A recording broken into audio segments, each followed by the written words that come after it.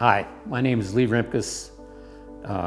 I was in the Marine Corps from '67 to '69, served in Vietnam for 13 months, and I've been with Wars and Quiet Waters for 12 years now.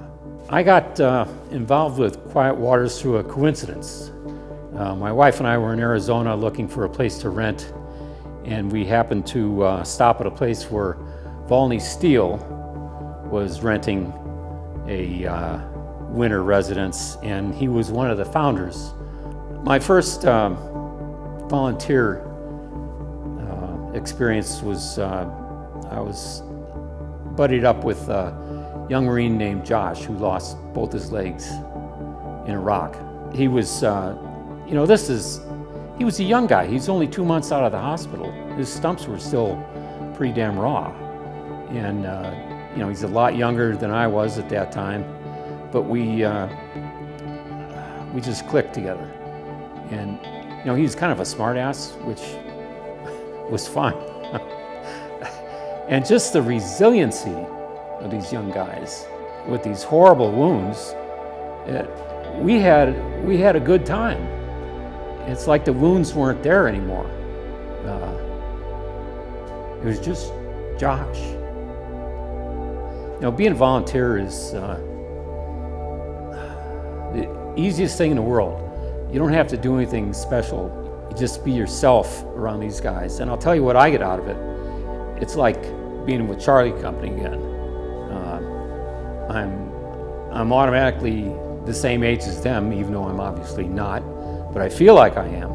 And their attitudes haven't changed that much since the time I was in. So, this is cheating, but I come away from this with more than they do.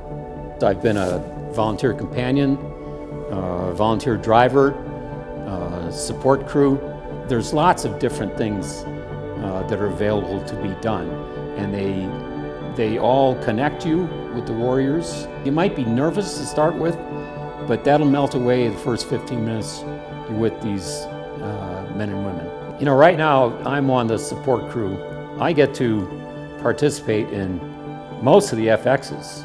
I'm retired, but that's who I am. I swear that this is one of the best things I've ever done. I've done woodworking as a hobby and also for a living for 12 years. And one of the things that appeals to me about it is it's calming. And you'll find out that fly fishing is the same thing. You have to concentrate on what you're doing. When you do that, everything else goes away. You're just doing this right here, right now. And you do that for a couple hours and you feel a little better, I'm a combat veteran. I've been diagnosed with a certain degree of PTSD. I hate that term. You can be in a car wreck and be diagnosed with PTSD. You can also be in combat multiple times in a day, multiple days in a week, for weeks on end. It's different. It is different.